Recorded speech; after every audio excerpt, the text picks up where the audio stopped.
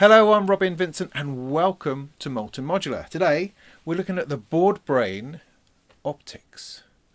Now, OPTX is an ADAT to audio interface that creates a bridge between your DAW and your modular.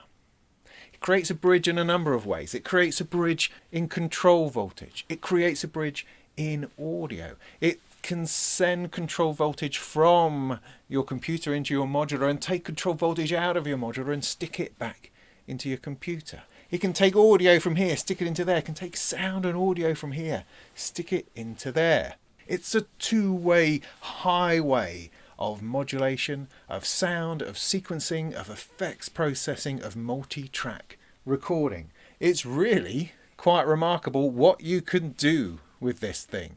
And the hardware is relatively simple. You've got 8 analog inputs going to an ADAT light pipe, and then you've got an ADAT light pipe going to 8 analog outputs.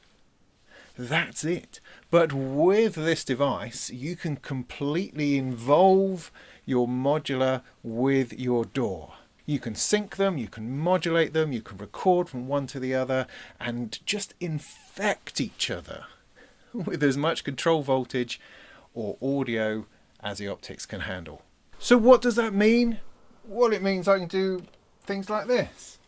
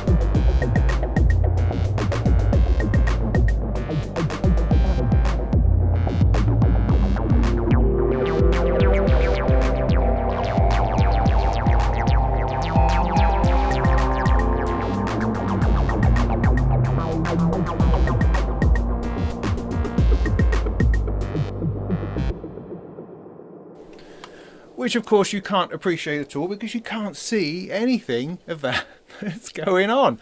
But hey, believe you me, that was extraordinary, right? Absolutely extraordinary. You would not believe the interest and complexity of what was going on, for which the OPTX was absolutely fundamentally vital. So yeah. All right, so we need to go into a little bit more detail about exactly what's going on. But there's something I need to get across to you before we start getting into the details. And that's that the OPTX is not an audio interface. It's an ADAT interface. By that I mean it's not connected to the computer and providing an audio system. All the OPTX is doing is providing an ADAT digital connection, which is an 8-channel light pipe connection on these cables to my existing audio interface. So it's like an expansion for an audio interface. I did a review recently on a Ferrofish 1U rack ADAT interface, and it is essentially that, but in Eurorack form. So it's an expansion to your audio interface. It's not going to replace it. It's not going to change it. It just gives an audio interface which has ADAT connections. It gives an extra 8 channels to that audio interface. In this case, I'm using the Arturia Audiofuse, but you could be using an RME card, a Mo2 card. Anything which has ADAT inputs and outputs can be connected to this box and then can use this module within your Eurorack to send and receive modulation, control voltage, and audio. That is a key thing to understand. The second thing to understand is that the software you use is important. Not all software supports the movement of control voltage into and out of the software. For the purposes of this video, I'm going to be using Bitwig Studio, which absolutely does support that and has some fantastic tools within it to allow control voltage to flow wherever you want it to go. Ableton Live with the CV tools devices within that is also another good choice. Other bits of software like Reactor do it. VCV Rack. With VCV Rack, you can simply plug an LFO into an audio output and have that come into your Eurorack via the optics, assuming your audio interface has that kind of connection. In DAWs which don't have specific tools for this, you can get what's called the Silent Way plugins from Expert Sleepers, and they will provide that connection that you need to bring in control voltage and send it back out again. Why is any of this important? Well, because control voltage is the language of modular. We could use MIDI, sure, we can use a MIDI to CV converter, we can take MIDI notes out, and we can send stuff in, convert that into MIDI and map that to virtual instruments and such like. But that's messing about with the fundamental language that modular and synthesis likes to use. Control voltage gives us the advantage of higher resolution, gives us an advantage of interesting manipulations and combining and summing and logic and probability and randomness and all sorts of goodness that we find in modular that MIDI actually struggles with or can't do at all. So it's a different language. If you want to work with MIDI, that's fine, go and do that. That's very easy. But this provides a very different, a very involving, a very engaging way of dealing with sounds and synthesis within your DAW and within your modular. So what I'll do, I'll bring you in, we'll have a look at this patch just by way of example, just to whet our appetite for what's going on, and then we'll strip it back and go through the fundamentals.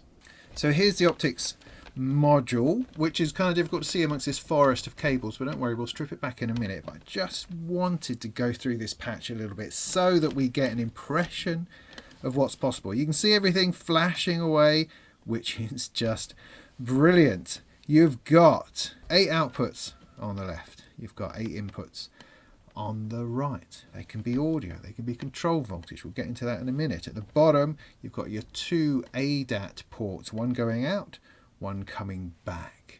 Now over here I've got Bitwig Studio running on a Microsoft Surface Pro. It's not an iPad, it's a regular Windows computer running desktop software, Bitwig Studio version 4, and this is connected to my Eurorack through the optics. Now within this patch, Bitwig is running as a drum machine, it's running as a sequencer, and it's running as an effects processor. So in this first channel, Bitwig is being a drum machine. It's running a sequence, running a pattern, and that's going through its drum machine plugin, which is then emerging as 3 different control voltage outputs at the optics. The first 2 lines are being routed to Pico drums, which is over here. This one.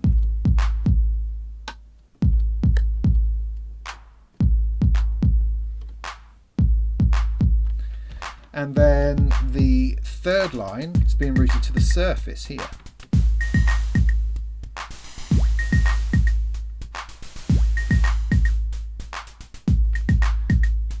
So that's my percussion section, my drum machine section coming from Bitwig, all the sequencing done in here, and then going out to my modules, to my Eurorack. I've created a couple of different patterns that I can trigger.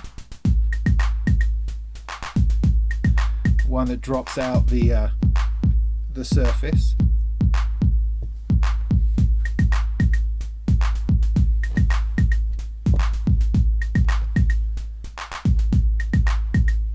So very quickly you can see how useful Bitwig is as a drum machine, because it's a DAW. We're used to dealing with patterns and MIDI editing within a DAW, and we can take that elegance, that ability to craft purposeful and intentional stuff directly in to my Eurorack via the optics. It's using the first 3 outputs here. These 3 outputs are going directly to the modules, simply as pulses from Bitwig, and that's triggering the modules.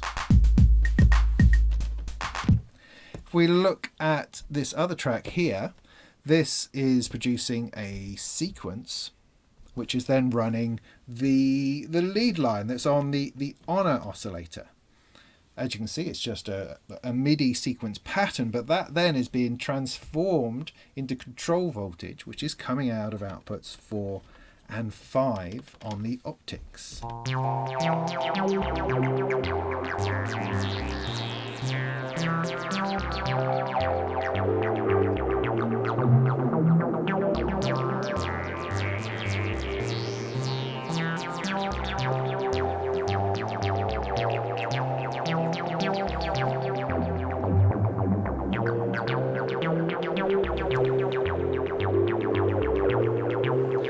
This next track here is doing something similar, but going to a different oscillator. Going to my Castor and Pollux oscillator.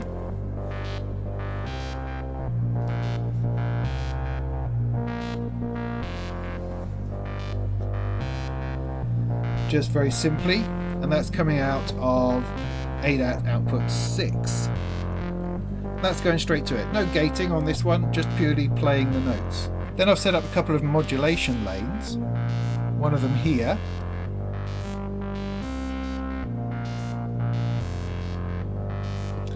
This is taking a bunch of steps, which is then being sent out as modulation, which is controlling the cutoff of this filter. So I have the Castor and Pollux here being controlled by the sequence. The output is going through my grit filter here, and is then being modulated via the optics from Bitwig, coming through the optics, modulating the FM input on the filter. Now we're not done quite yet. If I swap back to this one, the other thing I've done is I've taken the audio outputs of everything. It's running currently through the mute-on here, just to give me some control over various bits and pieces. And then from the mute-on it's routing directly into the optics and then into Bitwig. So as an audio channel in Bitwig, I've got the output of my Honor oscillator coming back in to here, which allows me to add software effects onto that audio. So that delay that's going on is coming from this.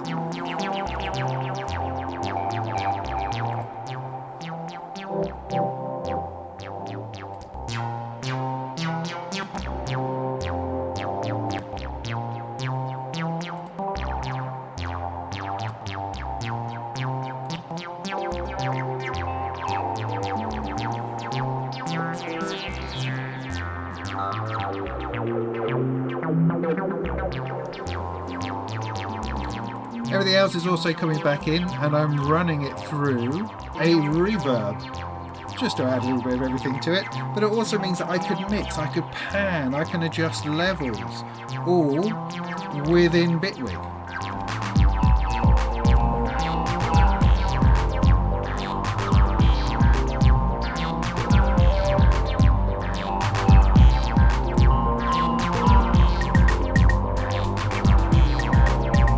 Right, so now that I've overwhelmed you with those sorts of possibilities, let's unplug the whole thing and just make with the simplicity of things coming in and out, and then perhaps you'll get an idea of what that can mean for you. So stripped down, here's the optics. There's your 8 outputs, there's your 8 inputs. This is your light pipe at the other end, a receive and a transmit. Now, if you're not familiar with ADAT, then all of this is probably going to come as a bit of a surprise. But ADAT is just a digital format, an old digital format that gives you 8 channels of audio down one single cable. That's why we like it. It's done by light. You can see there's a little laser light inside which goes down this here cable. So it goes out of here and into an ADAT interface. And it comes back. There's your light coming out of here, which you probably can't see, going into our device here. They have to sync up digitally, and then what it gives you is 8 channels of audio in, 8 channels of audio out. Now the optics is DC coupled. That means it can handle audio signals like a normal piece of audio gear, but it also means it can handle control voltage, voltages that are not moving. Normally on an audio interface or a piece of audio gear, they have filters inside to prevent flat voltages, which might, damage your speakers, that kind of thing. For a DC coupled audio interface or piece of audio gear, it means it doesn't have those filters and allows through flat voltages. As you can imagine, you can have a square wave, which would be flat, or pitches, which are flat voltages. But the optics provides full range, so control voltages, audio, it can all go in and out of this. So what can we use it for? Well, in Bitwig, let me show you. Bitwig has these control voltage tools which allows you to send stuff from here as control voltage through this into our rack. Let me show you how we do that. So within Bitwig we select an audio track because control voltage is essentially an audio signal. It's certainly not MIDI. Then we go to the plus, we go down to hardware, and we find a couple of useful things that we may need. CV output is the one we're looking at. We're going to add that as a device. Now within Bitwig what you get is just a knob. It's a knob that creates voltage, and what you have to do is tell it where to go. Now this is going to be quite vital for your system because you have to set it up. You have to tell Bitwig what the inputs and outputs are of your optics so that you can use them. If we go to the settings, the audio interface, I've got my Arturia Audio driver set up here, and then all of this stuff set up for the inputs and outputs. Now you've got your regular analogues, inputs and outputs for recording microphones and recording guitars and bits and pieces, and those are all set up as normal. Now I have an extra 8 inputs and an extra 8 outputs because I've plugged my optics into the back of the Audiofuse. See it over here. See these cables go into the back, into their ADAT ports, and until those connections are made, those inputs don't exist, so the Audiofuse would ignore them. But once the connection is there and the digital sync is in place, which is just a matter of pressing a button, then they become available and you can set them up within Bitwig. So you add another 8 channels, and you can call them whatever you want, and you connect them to the ADAT outputs of the Audiofuse, which are physically connected to the optics and providing that output. So I've just called them ADAT 1 to 8 on the input and ADAT CV 1 to 8 on the output for reasons I can't remember at this moment, but you could call them whatever you want, of course. So back to our CV knob here, we need to tell it which output you want to route it to. Now if I was to route it to a regular audio output on the Audiofuse, an analog audio output, nothing would happen because the Audiofuse itself is not DC coupled, and so its audio outputs can't support control voltage. It would be filtering it out. Whereas the optics connected via ADAT is DC coupled and allows it through. That's the beauty of it. Your audio interface doesn't need to be anything special at all. It just has to have the ADAT in and out. So I'm going to select ADAT 1. So now this knob will send stuff out of the optics. Now if you can see that, you can see it's got an LED going away there. So you've got 2 LEDs on the output. One is showing you a positive voltage, the other one is showing you a negative one. So as I move the knob, it will glow on one side. If it will go back the other way, it will do that. So there you go. That's control voltage coming out of the thing.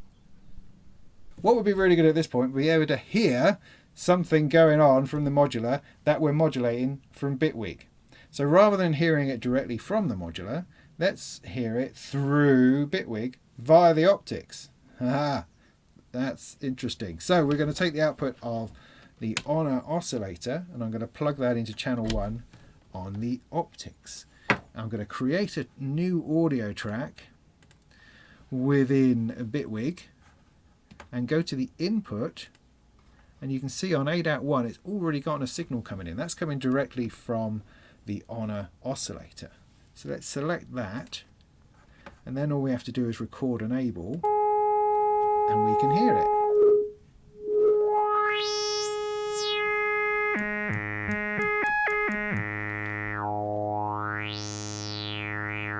Now it's still coming through that Jove filter. So what might be nice would be to send that modulation from channel 2, this CV output here, directly to the cutoff of the filter.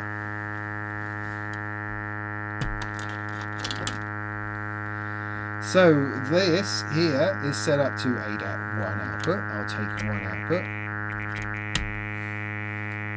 And then as I move this knob, I'm now controlling that filter. Isn't that marvellous?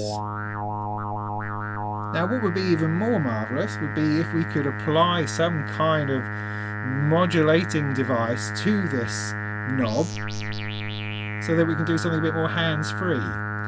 Well, let's open up the modulator section in Bitwig, go plus, go for a classic LFO. So I've now got an LFO here which I'm going to map to this knob. Open it up, we've got all sorts of different options and speeds and bits and pieces within here. But to map it, all I do is press on the strange blue flashy thing there, move this as far as I want it to be modulated, and then press it again so that I don't then mess that up.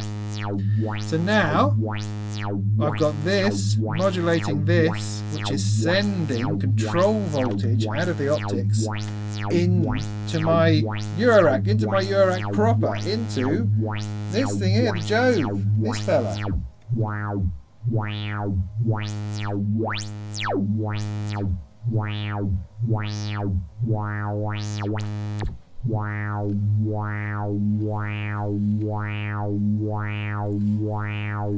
And that's blooming awesome.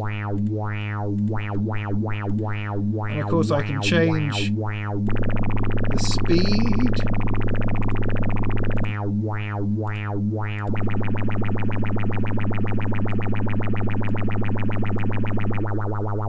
And also the amount, phase, all sorts of things.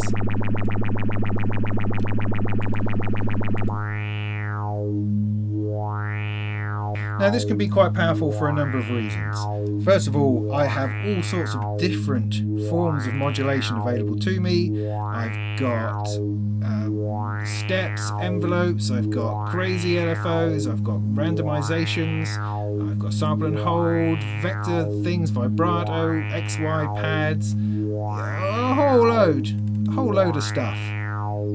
Let's add some steps in like so, and I can get rid of that one and instead apply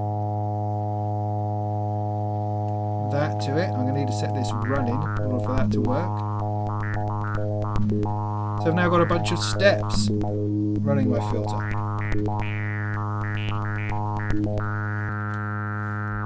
And the great thing about it is that it's simple, it's variable, you can get in there and change it to whatever thing you like. It's got, you know, the ability to be hundreds of different modules that you could have in hardware, all within Bitwig.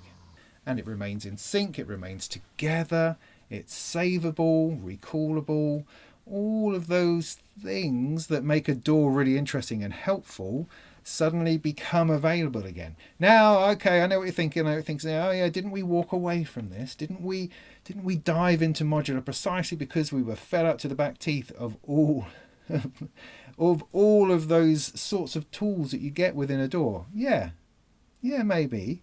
However, within a DAW, within something like Bitwig Studio, there are so many great tools, so much creative opportunities that don't pull you back into the computer, but actually allow you to use some of the power in here while still having a fully modular hardware experience. Now, of course, I'm having to use a mouse a bit and fingers, and I'm fussing around with things that perhaps I wanted to leave behind.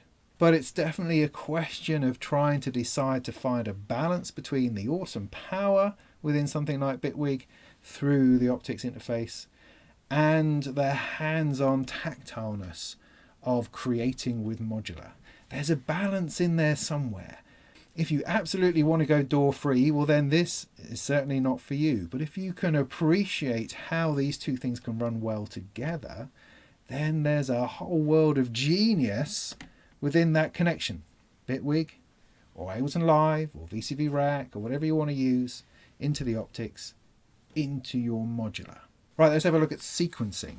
So we did a bit of modulation, that's fine, but let's do some sequencing. So for sequencing, we're going to treat it like a MIDI instrument, but one that's been converted into control voltage to give us the notes that go into our modular. So for that, we're going to create an instrument track, and we're going to add to it, under hardware again, hardware CV instrument. Now this is a weird thing, definitely a weird thing, and it takes a little bit of working out, but don't worry, I'm here and I'm going to help you. The key thing is that you have to calibrate it to your oscillator.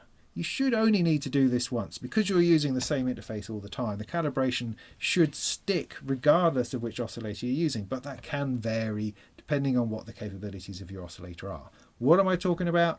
I'm just talking about that you're converting notes into a control voltage, and that control voltage needs to be calibrated so that when you play an octave in MIDI, you're getting a proper octave coming out through your oscillator. And that's what this shenanigans here is all about. To augment this, we're going to bring in a MIDI keyboard. Now this is plugged into my Audiofuse, it's just MIDI, I'm not using the CV facilities on it. I'm just going to be using the MIDI bit, yeah? Right, so I've now included my MIDI keyboard. I've also included some background noise of strumming, just to enhance the video. I thought that would be good, so I hope you enjoy that. But in the meantime, let's look at how I can sequence my modular from Bitwig via the optics. Now this is one of those situations where MIDI to CV perhaps is going to be more useful, but within Bitwig I can convert a MIDI sequence into control voltage and then squirt it out of the optics directly into my rack. It's beautiful, it's awesome, it's a little bit complicated, but let me show you what you have to do. So this is the hardware instrument device that I've added, and what you get is you can see as I play up and down the keyboard, this thing here moves. Whatever it is that is, it's moving about. Now this is some kind of calibration of MIDI being converted into control voltage, which is then resulting in pitch. So what we want to do is we want to plug this into something so that we can hear that going on. So I've still got my on-our oscillator, so let's use that. So I'm doing pitch out of output 3, and I'm going to plug that into the voltage octave on the oscillator.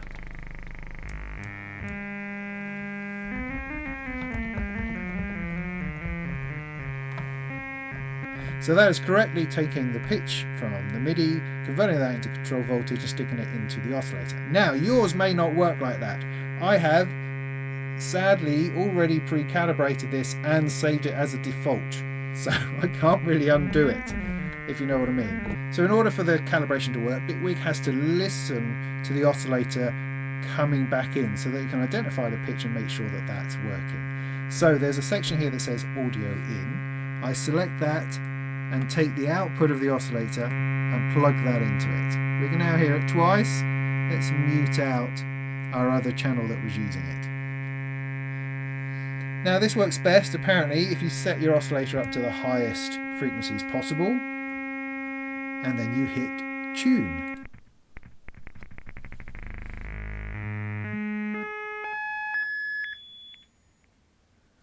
It'll step through a whole load of frequencies and then draw you a curve. Now that looks like a disaster to me.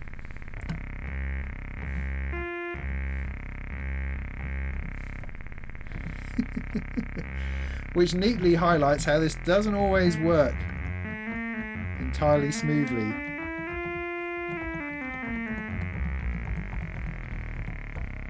Now that was probably because I've got it running through the filter. So instead I'm going to take a simple waveform, triangle or sine wave, I'm going to plug that directly into input 1 on the optics.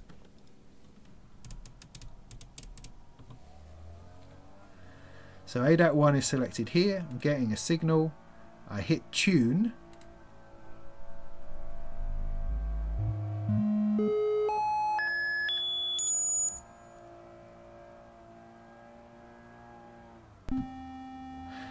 And there is our oscillator calibrated properly this time. So now we're calibrated, we can do some sequencing within Bitwig in order to run our modular. So what we might need is a bit of a gate. So I've got gate out set to CV4, and I'm going to plug that into an envelope generator. Output 4, take the envelope generator and plug it into the output of my oscillator. Now of course I've already wired this in differently, so that's not going to work. So I want to take that out of there. Okay, there. Now with my gate successfully sent to my envelope, triggering both my VCA and my filter, I can do a little bit of recording.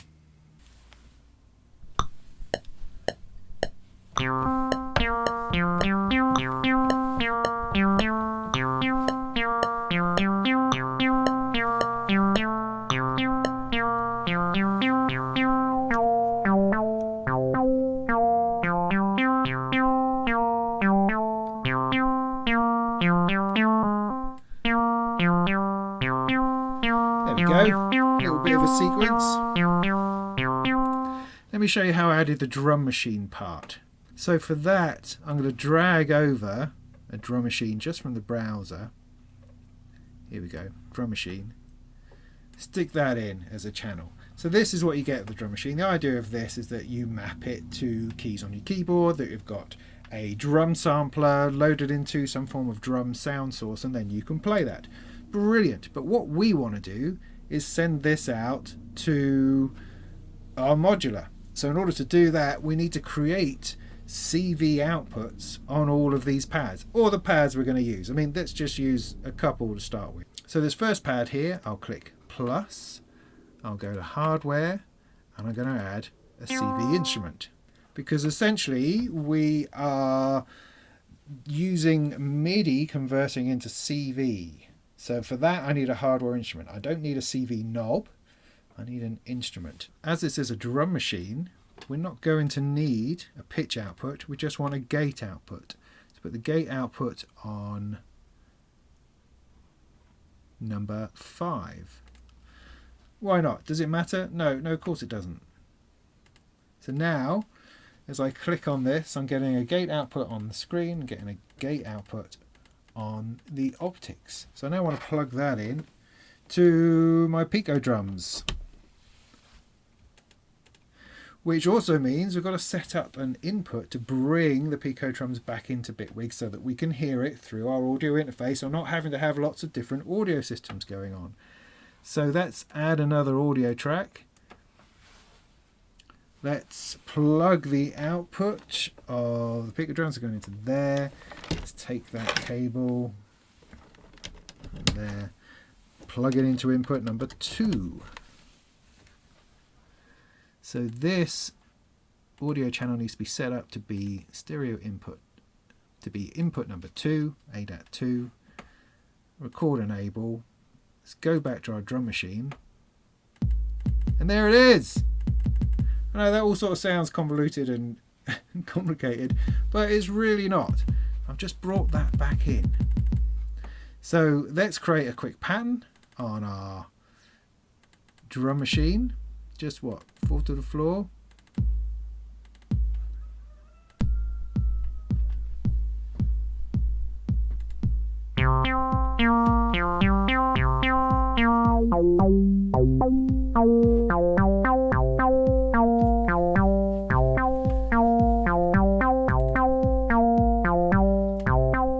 That's super. So to do another trigger, to trigger another thing, let's add another one to this pad. So this pad, again, we want the same thing.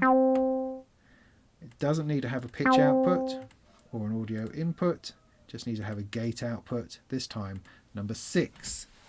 So we're going to take output 6, plug that into our Pico drums as well,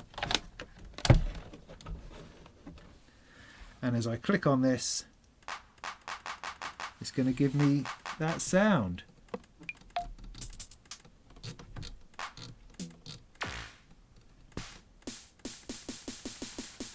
Good, let's have that.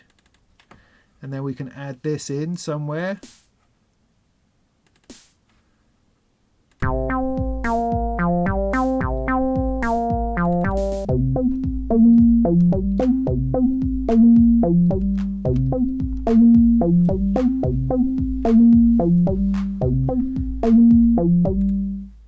So let's keep going with this. Let's go back to our modulation here, which we were using and then we forgot to use. Let's use that on our filter. Oh yeah, we decided to use an envelope on that, so we're going to plug that back in.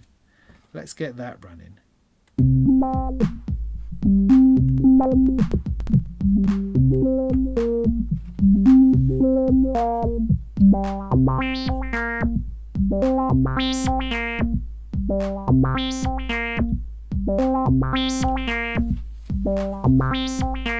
That's good. Let's go to our mixer.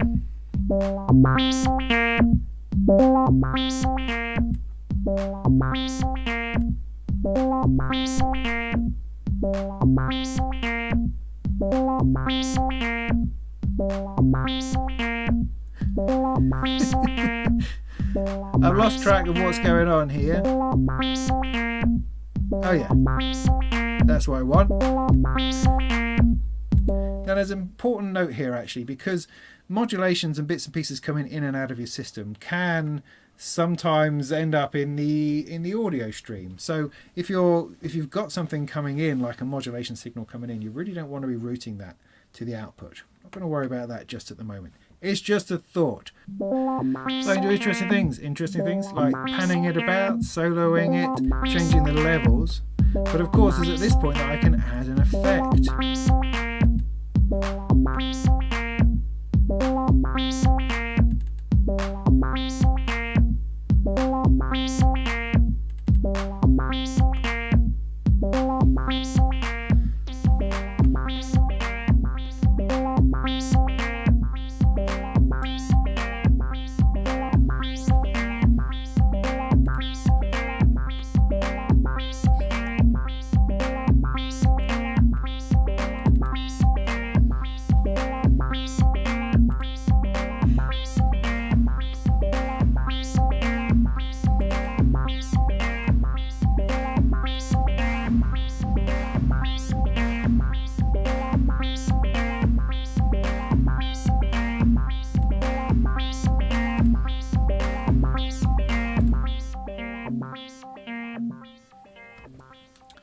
And so perhaps that gives you just a little hint of how effect processing can also be enormously powerful. Because I'm bringing the audio from the modular back through the optics into Bitwig, I've got this combination of things going on. I've got control voltage being used from Bitwig to sequence my modular.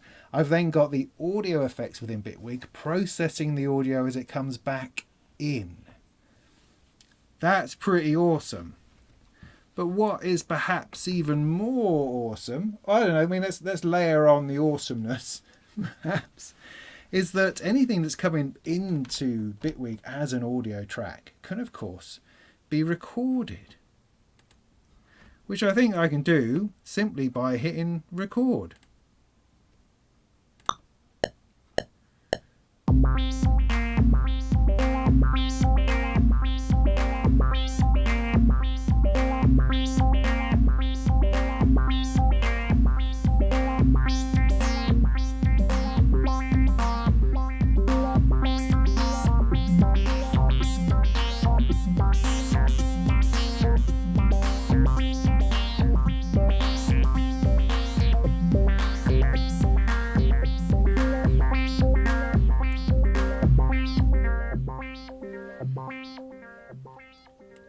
And just like that, I've recorded audio tracks of all the audio coming in, along with the MIDI tracks and bits and pieces as well, but that's just because I haven't taken enough care into what I'm doing. I just hit record and let everything go. But the point being that the levels that you're adding to this, you've got modulation going out. You've got audio coming in. You've got mixing. You've got audio processing. You've got effects that you can add to your modular. And then you've got audio capture. You've got the audio recording of all that to 8 channels of audio, which you can then mix and process more at your leisure. So this bridge that I'm talking about, that the OPTX creates, it creates this ability to shuffle both control voltage, modulation and audio in both directions, giving you a way of multi-tracking your modular, giving a way of processing with added effects, giving a way of sequencing and modulating, all from the power of Bitwig into the awesomeness of your modular. It's really, really interesting. Now, for the audio recording, if I was doing this properly rather than casually as I am now, I would fill up all 8 inputs with different sound sources. I would have them recorded, cleanly into Bitwig. I would do an entire performance or an entire pass, or record all the bits that I needed in one long take, and then I can get back in there and start panning them about, start moving it around. But in this demonstration, I've just thrown stuff at it and see what happens. But you can get to a very precise situation where your computer, your laptop, your desktop, whatever it is that you're using, can become a multi-track recorder just sitting there through this module. You're not having to connect through other things. You're not having to get out a larger audio interface. You're not having to take cables out of here with adapters to be plugging into the proper inputs on an audio interface. It all just comes beautifully integrated through the OPTX. So it's a space saver and a time saver, and it gives you such versatility, such abilities that I've only been scratching the surface. I've only been fumbling about in Bitwig with a mouse over here and fingers over here, in a way to try to demonstrate it. And I can only really hint at the potential of what this could do for your system. Right, one more thing to look at, and that's going the other way, taking modulation from your Eurorack and stuffing that into Bitwig. Why would you want to do that? Oh, who knows, but you can, so let's give it a go. So here's a nice polyphonic synthesizer from Cherry Audio, the DCO 106. So let's record something in and then modulate it.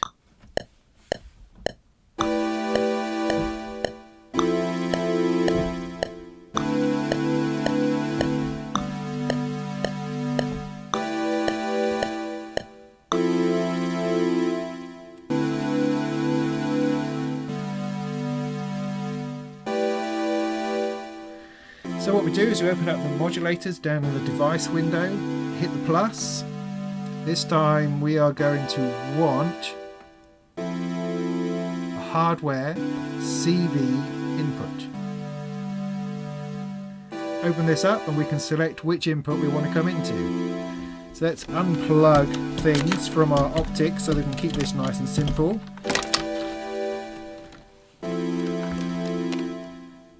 So let's take input number 1.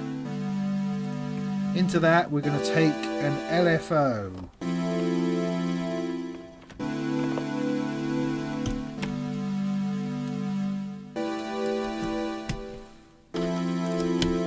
So this is coming from my DivKid Oct over here. It's just an LFO coming in.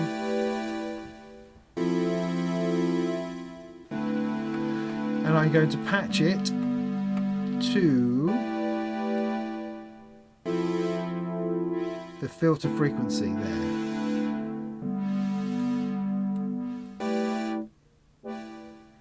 I can change the amount of gain that it's coming in with to increase the amount of modulation.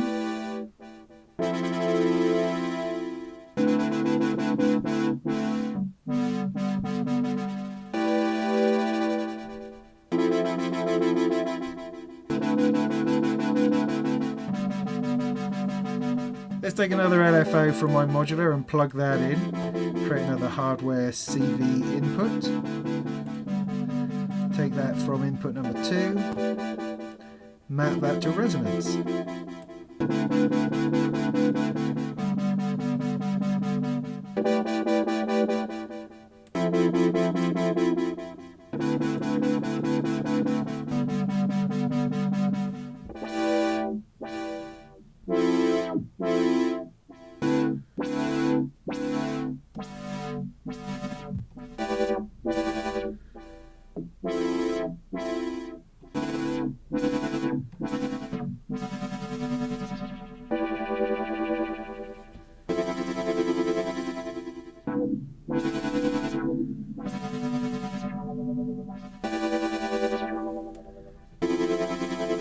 Now, of course, I can do this sort of modulation within Bitwig itself. Within itself, it has LFOs within itself, but I could do this sort of thing.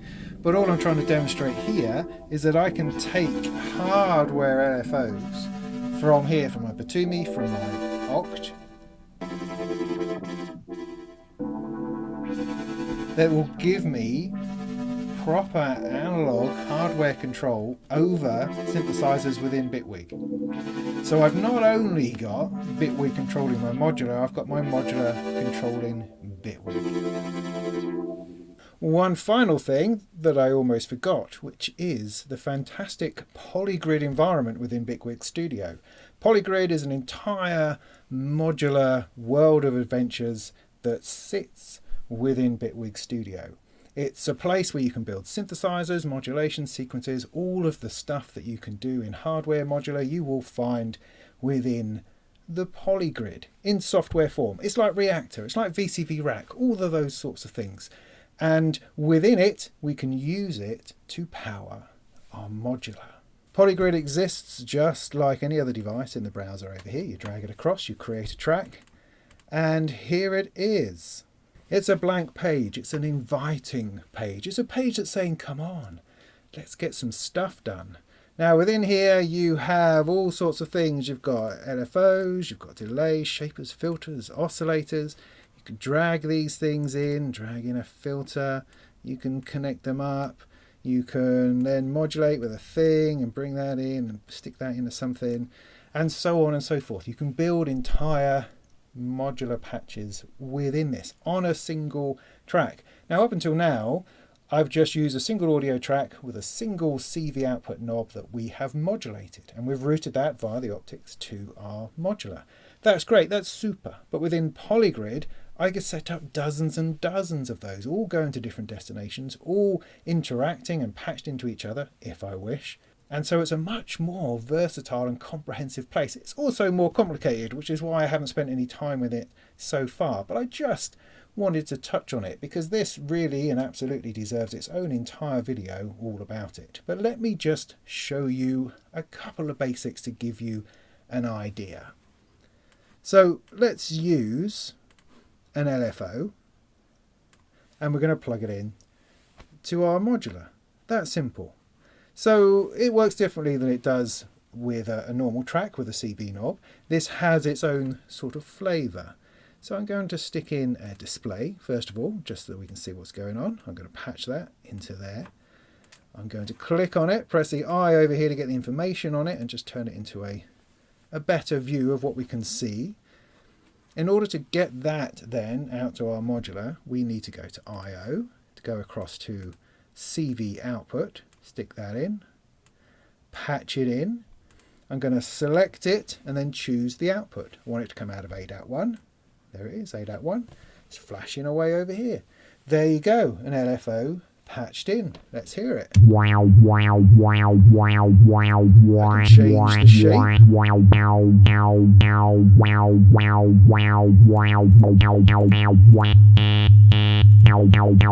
Change the speed.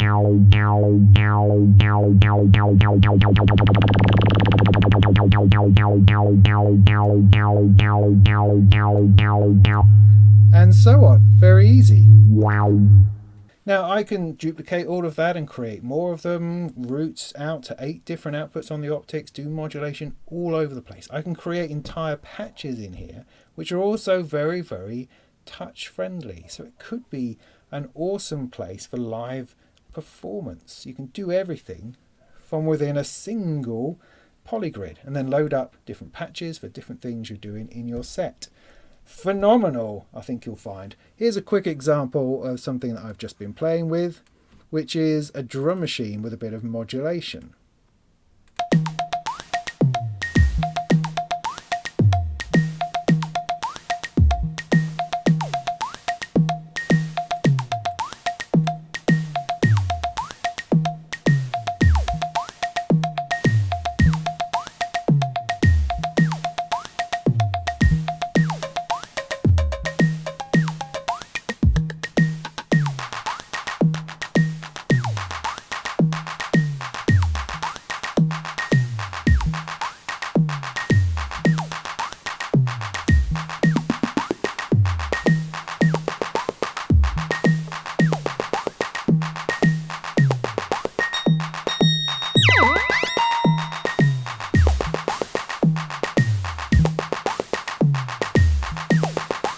It's deliciously simple. I've just got a bunch of gates here that are circling round. Those are going to 1, 2, 3, 4 CV outputs.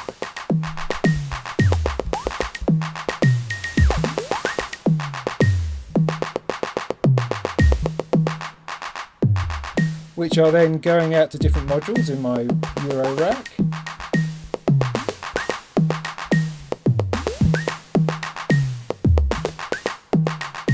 And then over here I've got two LFOs going out to a couple of parameters, and I've got a couple of step modulators going out to do something else.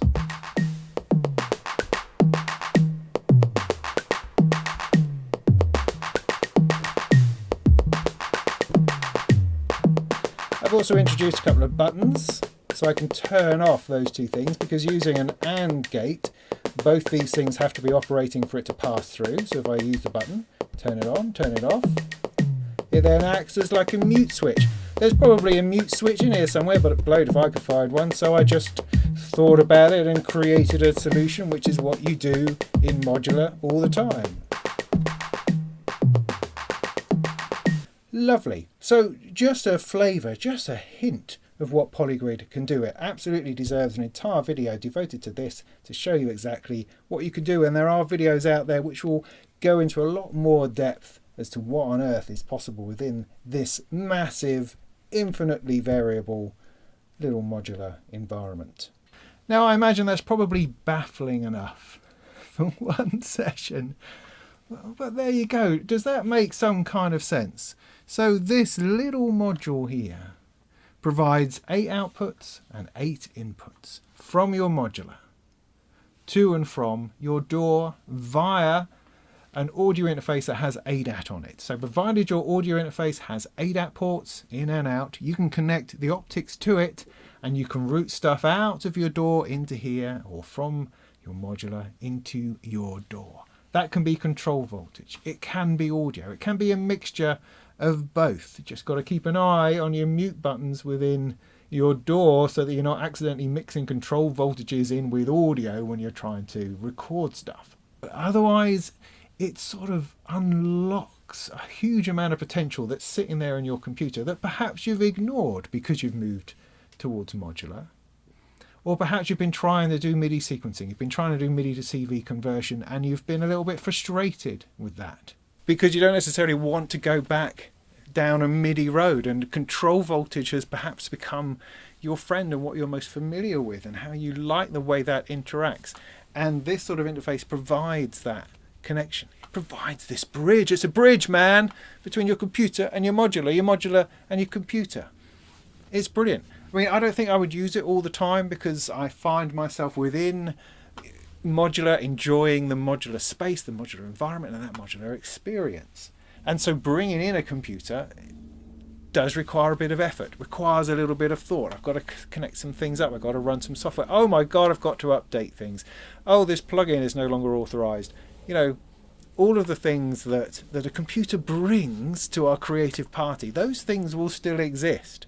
It doesn't bypass any of that.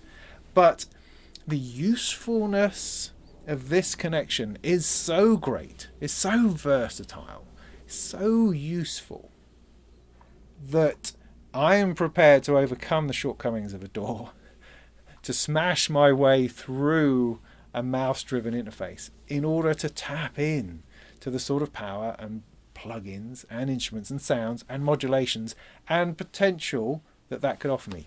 Not all the time. Sometimes I just want to play. That's fine. The other thing is the ability to record multi-channel audio really quickly and easily. I mean, that is brilliant. To do that previously, I would have to take stuff out of here, probably out of the mute-on, lots of lines of things, plug it into, I've got an ADAT converter box down here, which isn't DC coupled, but will take audio, allows me to plug all of those in, then I've got to plug that into my Audiofuse and get that sorted out and set the levels, and off I go.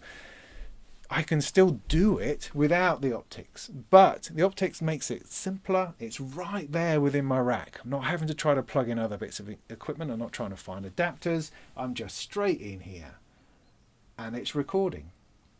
I could keep this permanently wired up to, say, my mute-on. I mean, the mute-on's a really good companion to it, having all those mute switches ready so that I can just turn things on and off Yeah, directly, easily, quickly. And also with the mute on, if I don't have the outputs connected, I can just use a single output to run into my output module on my modular and listen to it that way. So that SFF mute on, if you're not familiar with it, is an incredibly useful module. Is there anything bad at all I can find to say about it? No, nothing. It works perfectly.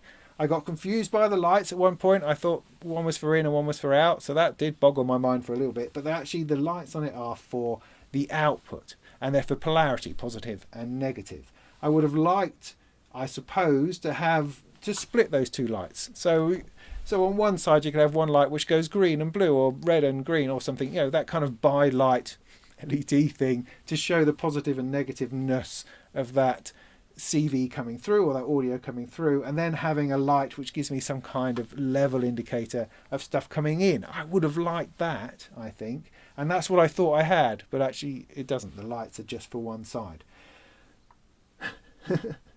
So that was perhaps the only thing that I can think of that could potentially make it a better module for my purposes. But as it is, flipping absolutely does the job. Now, I know some people are going to say, oh, well, haven't expert sleepers been doing this for years? Yeah, they have. But in order to replicate what the OPTX does, you need to buy 3 expert sleepers modules. You need the ES3, then you need the ES6 and the ES7. And have all those running together. That's what you need. The price on this is $329, which is reasonable. I mean, it's half the price of the ES9 expert sleepers. The expert sleepers ES9 is an entire audio interface which gives you DC coupled ins and outs to your whole rig, which then connects via USB to your computer. So it doesn't use the ADAT, it uses USB to become an audio interface into your system, which is great. That's really useful. But I imagine most of us already have our audio interface, or use our audio interfaces in other situations that's not Eurorack appropriate. And so just having an audio interface module is not necessarily the versatile solution that perhaps you would think it is. Whereas this, because I have ADAT on my audio interface, straight in and out, when I want it, if I want it, job done. Brilliant. Totally brilliant. I've been waiting for this for a long, long time, and finally it's here. Because, I mean, why didn't I buy the Expert Sleepers one, you could ask? Well, because I could never quite work out exactly what it was I was supposed to get. I couldn't crack the Expert Sleepers code. Yeah, I think you need to either understand a certain sort of language, or, you know, already know what you're talking about before you approach their website. And it's like, I don't understand. Why is there only 6 on this? ADAT is an 8-channel format. I've got to buy the ES6 and I've got to buy the ES7 to add the extra 2. I don't know why. And it ended up being quite expensive. So in many ways, it's just purely frustration that I didn't go the Expert Sleepers way. But now I'm glad I didn't, because this is a more complete, more compact, useful solution for doing all of this. Have we got it? Have I laboured this point a lot enough now? I feel like I've just been running on like crazy for the past hour, but I hope this has been useful. I do hope to do more videos on this, you know, something with Ableton Live, something with VCV Rack, that kind of thing, just to demonstrate and further expand upon what it can do. But I think you get it, yeah? Yeah, modulation out of your computer into your rack. Modulation from your rack into your computer. Audio out of the computer into here, and audio out of here into there. Mixing, audio processing, all that kind of stuff. Really, really useful. Very, very useful. So that's the OPTX from Boredbrain. And until next time, go make some tunes.